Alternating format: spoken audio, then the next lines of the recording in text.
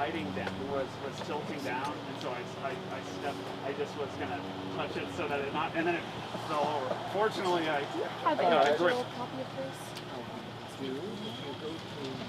Sorry about that. It was tilting its head down, you know how it sometimes it does that, so I was like, oh, let me tilt this second.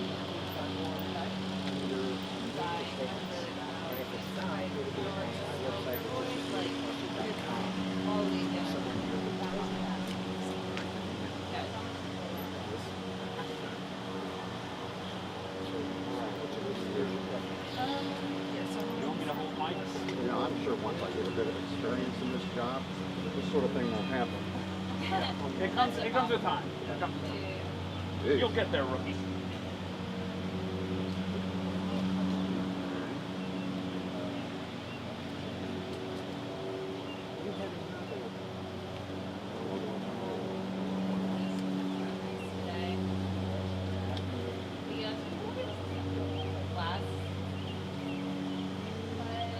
I didn't want to deal with it, but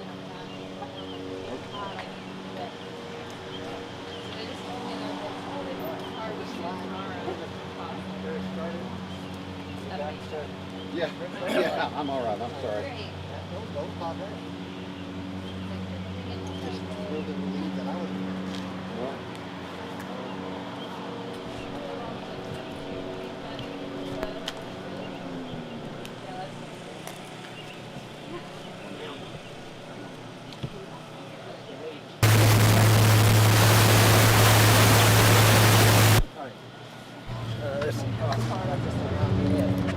Well, I promise I didn't shower, so Check. step in a little closer. Let's go a little bit forward so there's got anybody who needs to walk past can get in behind us.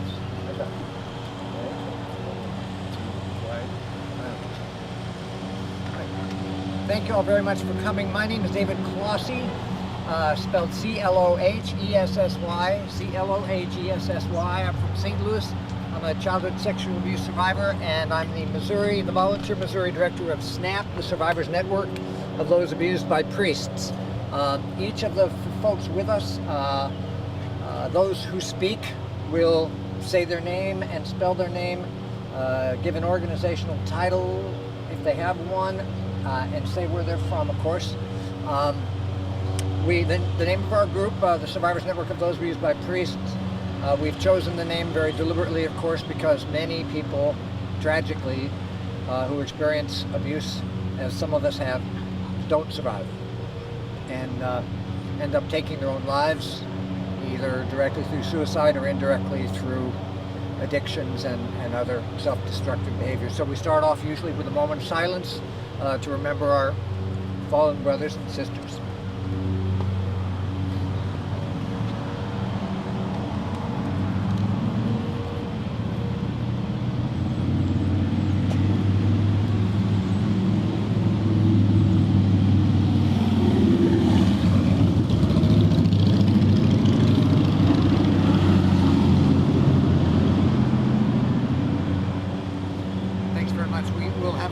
Speakers, so each one of us will try to keep it brief.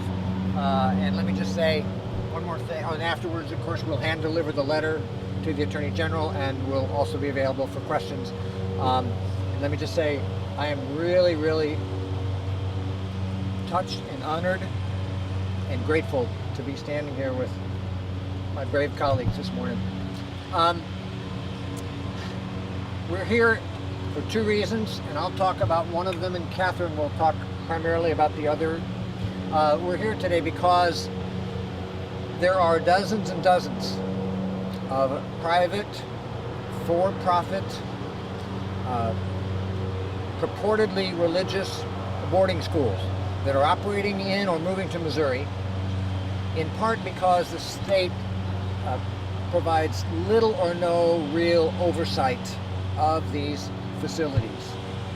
They call themselves schools. We prefer the term facilities because, again, for the most part, they are for-profit businesses.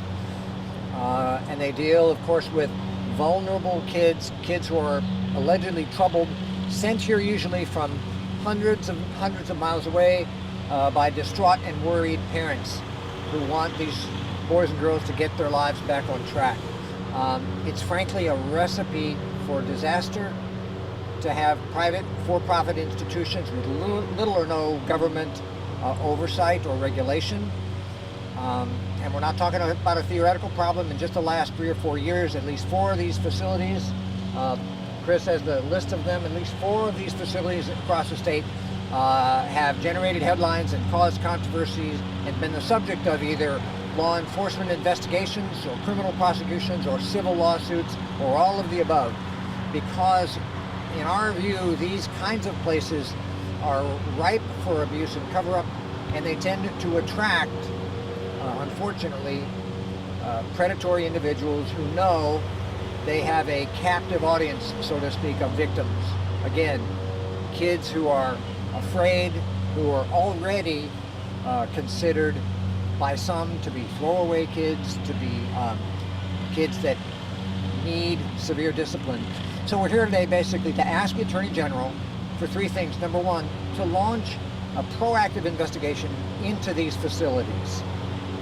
Number 2, to prod local prosecutors and local county law enforcement officials and sheriffs across the state to do similar probes.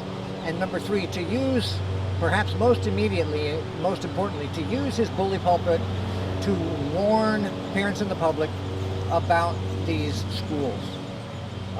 We know the AG here has relatively limited power compared to other state AGs, but still we firmly believe that where there's a will, there's a way, and we believe Attorney General Bailey can and should act now proactively to prevent more abuse and more cover-up in these institutions. Catherine? My name is Catherine, Kathryn, Robb, ROBB, and I'm the Executive Director of Child U.S. Advocacy. We are a national group that writes child protection legislation and testifies on behalf and helps leaders do the right thing around children. So right now we're living in an epidemic of child sexual abuse, where 1 in 13 children will be sexually assaulted before their 18th birthday. Many think that might be a conservative number. So if that's not an epidemic, I don't know what is, right? And what's worse about this epidemic is that the perpetrators silence their victims. And our laws need to catch up to the science of traumatology and understand that when the perpetrator silences the victims, they should not benefit from the statute of limitations that cuts them off. It's just bad policy. So we're calling upon lawmakers here to do a better job working on several different pieces of legislation.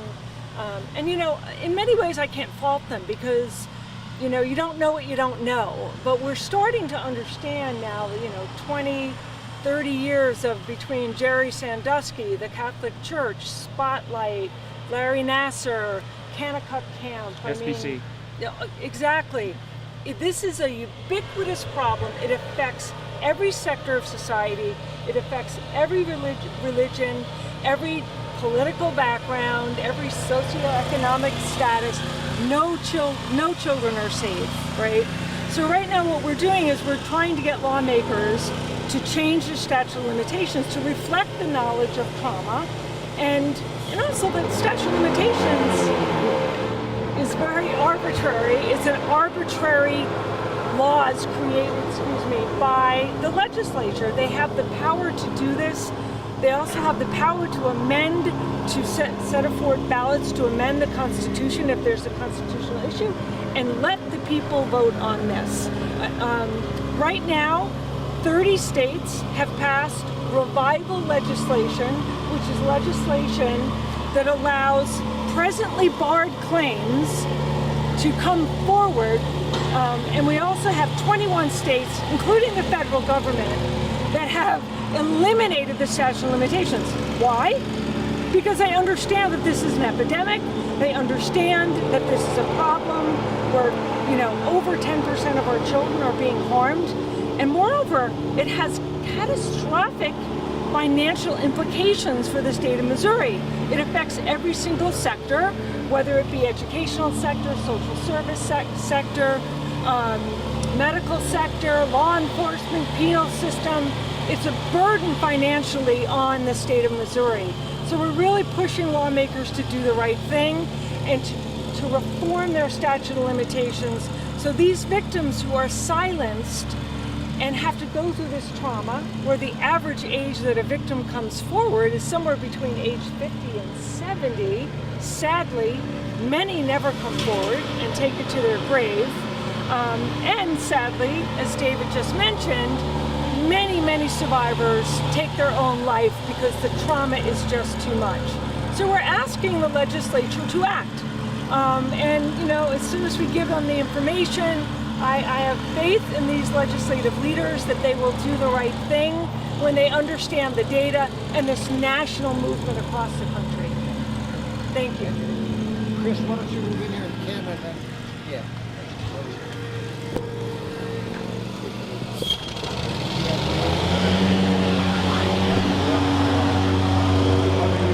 Which one of you has a louder voice? I don't know.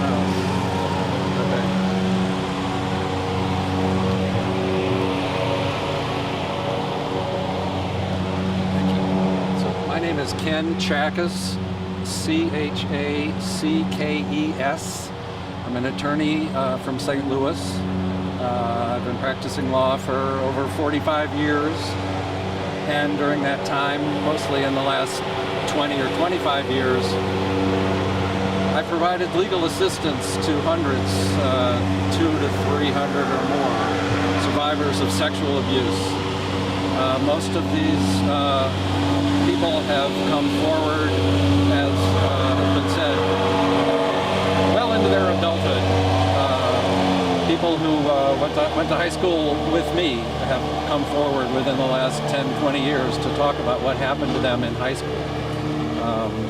My clients have come from, were abused in schools, churches, residential facilities such as group homes, and in hospitals. Many were accused as children or teenagers, but were unable to tell anyone about their abuse until decades later. Many survivors told me that I was the first person that they've ever told about the abuse. Many who were abused by clergy say that they felt the fear, describe the fear that they felt when the most powerful person in their lives and in their families' lives is doing this to them. People who, the clergy, have seemingly absolute power over these children and their families, and the fear is tremendous when they have to deal with what these priests and other clergy are doing.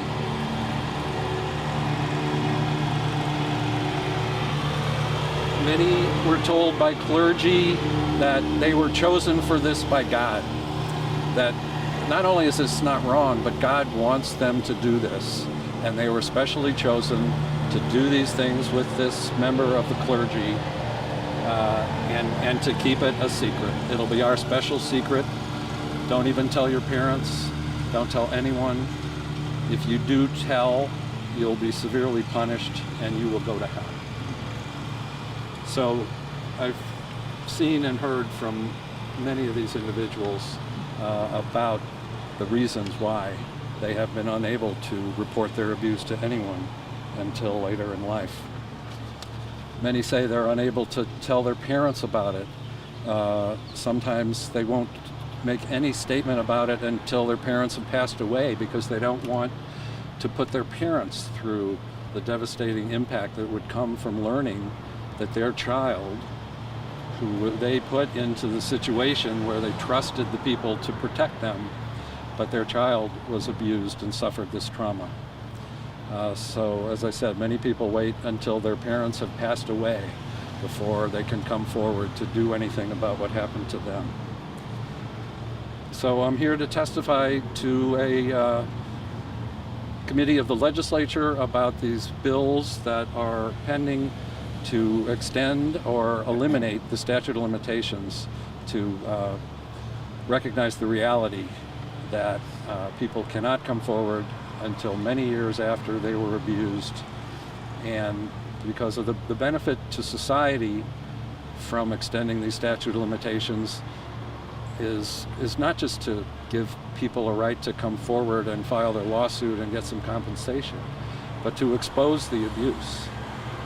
Many of my clients have been unsuccessful in their litigation because of some legal technicalities, and yet they've been very pleased that they went through the process, as difficult as it was, and in fact received no compensation for their injuries, but they were part of the effort to expose the abuse that they suffered at the hands of their abuser and the institutions that allowed them.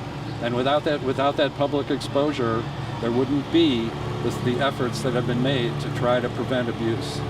So litigation is designed to help expose wrongdoing and to inform the public about it and what can be done. David? Oh yeah, sorry, go ahead. My name is Chris Wimmer from Wentzville, Missouri.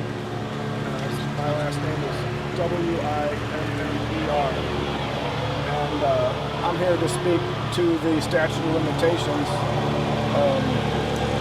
I was abused throughout 7 years of my attendance at Chaminade College Prep in St. Louis, Missouri. And it started with one of the brothers telling me, I used to do this with your brother all the time. Some of the abuse to me and to others was very open in a classroom, in a gym setting, which gave survivors the idea that, you know, maybe this was okay.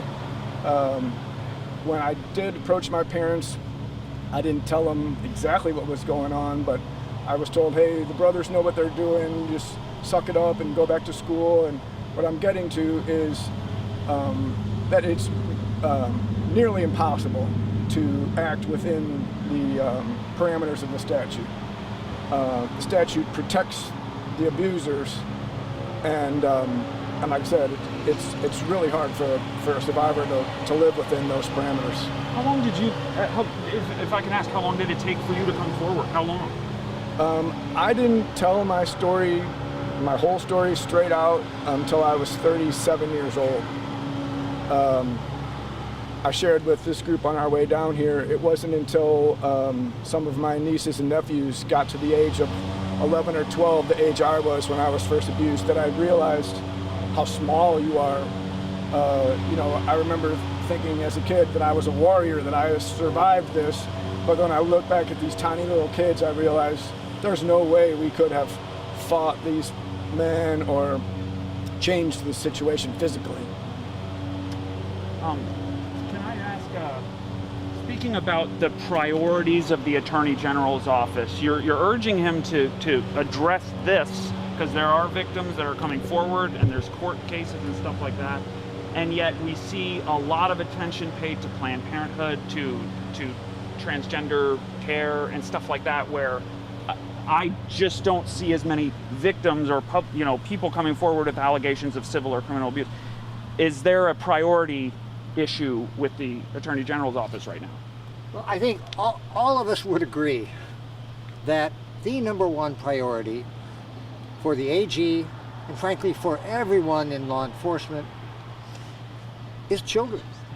Children cannot protect themselves. Parents can't protect themselves unless parents know who and where these child predators are. And so I can't imagine that the AG in his heart of hearts believes that there are other issues that take precedence over vulnerable little boys and girls being sent to Missouri, kept in these remote facilities, again with little or no oversight. It's just an absolute recipe for disaster. If I could kind of add to that. So the power of the Attorney General is to, and it differs per state, right? But the power of that is to do a full investigation. Granted, they take forever. And there are many investigations across the country by Attorney Generals. They can do a full investigation, write a report, and what they do is they expose bad actors, they expose hidden predators, they let parents know, they let society know that we have a bad acting institution here, and beware, parents, don't send your children here, right? We also expose all of those bad policies, procedures, responses within institutions and force them to be accountable. And although the Attorney General is limited here in Missouri, there are certainly things politically that leaders here in Missouri can come out and say, hey, we need to change this. We need to hold these institutions accountable, these camps, these schools. We need to hold them accountable. They need to come out standing shoulder to shoulder with children and victims, and not institutions that cover up the harm to children. They have the power to do it. Years ago, when Eric Schmidt was the Attorney General in this building, he held a news conference and brought criminal charges against Circle of Hope and the people who ran it. Dozens of charges. Things that came out then were, number one, you have parents who have thrown up their hands with children that they can't control and don't really care what these people who run these schools do, as long as it has some effect on their children's behavior. When you're dealing, is that true? And if you're dealing with parents like that, what difference does a statute of limitations? I mean, if you can't get a local prosecutor to do anything, the local sheriff to do anything, or certainly the school to change its behavior. In the Circle of Hope case, I believe it was the daughter of the people who ran it who blew the whistle on. Right. So if that's what you're up against, is the statute of limitations really your problem? It is a key problem, because one of the benefits to a relaxed or repealed statute of limitations is that it deters bad behavior by the enablers and the employers. Right? I don't know how anybody else feels, and I'm not a psychologist, but I firmly believe that child molesters are not rational. They're driven by deeply rooted psychological compulsions that they cannot control. But the men and women who own these facilities and run these facilities, they can be deterred. So if the legislature opens the courthouse doors and lets victims pursue justice in court, that's gonna, no matter what happens with any one of these 4 schools, all the other facilities, they're gonna straighten up, and they're gonna try harder, and they're gonna screen employees better, and they're gonna react more promptly when abuse allegations come forward, if they know they're gonna be publicly exposed in court, and they're gonna face serious penalties by acting recklessly and irresponsibly. So is the statute of limitations the only obstacle to keeping kids safe in Missouri? Absolutely not. Is it perhaps the number 1 priority to keeping kids safe? I believe it is. Well, I would add to that if the statute of limitations is eliminated or greatly expanded, even if the parents aren't coming forward, the adults who were children in these facilities years ago will start coming forward, and the lawsuits will cause the same exposure that we're talking about here. And I excuse me, Yeah, I would fine. also add that institutions don't change unless there's a threat of liability. Just look through the history of time. They don't change unless they can be sued. That's a good thing. That's a good part of our civil laws, because our criminal laws are very limited when it comes to any sort of sexual crimes. So to force institutions to be more responsible, to have better policies, procedures, responses, training, and all of that, if we force them to do that, children, like David said, in the future are going to be safe. It's not just about victims going into the courthouse door. That's important, 100%. But it's also about making children safer in the future. And if I can just piggyback on something Catherine said earlier, Joe, in answer to your question about the AG and about priorities, if 1 in 13 car owners in Missouri had their vehicles stolen every year, the AG would act. If 1 out of every 13 television sets sold in Missouri was faulty, the AG would act. So this is, in fact, we all believe, a crisis. And where there's a will, there's a way. He can and he should just like the lawmakers can and should, do more and do more now to both bring justice to those already wounded, but most especially to prevent more abuse and more cover-up in all of these institutions. Stand by. Let me get a shot of that sign right there.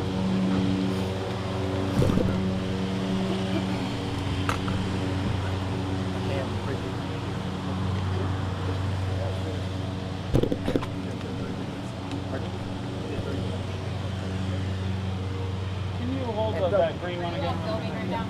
Yeah. Go ahead. Okay, okay.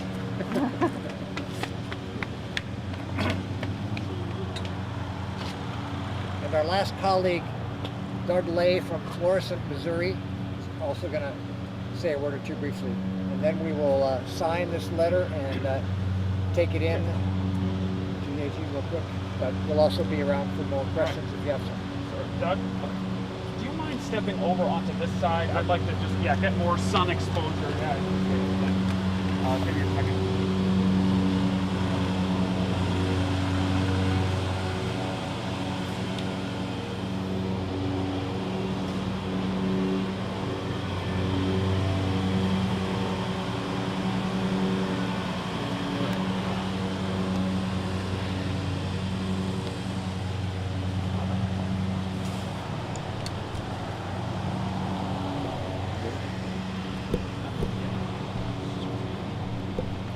Sorry, we're crowding a little bit. That's all right. If you're gonna speak, then Whenever you're ready, sir. My name is Douglas Lay, L-A-Y. I'm from Florissant, Missouri. I volunteer with SNAP. I also do volunteer work with abuse within Protestant churches.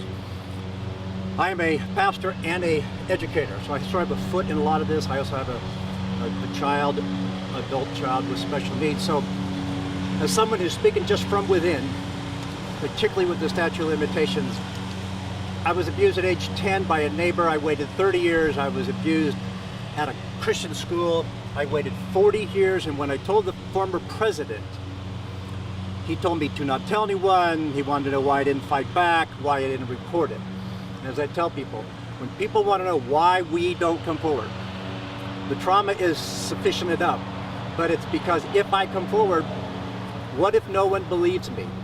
And for us, that can almost be as worse, that I'm going to share some very intimate pain and I'm going to be ignored, particularly by the people, educators and those in the church who are going to ignore me.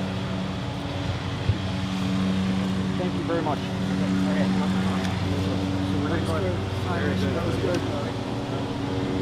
Signing? You want to sign? Yeah. You want to sign? I'll sign. I'll sign very slowly. You can also sign very slowly. It doesn't matter to do this. Then you're signing something that's good.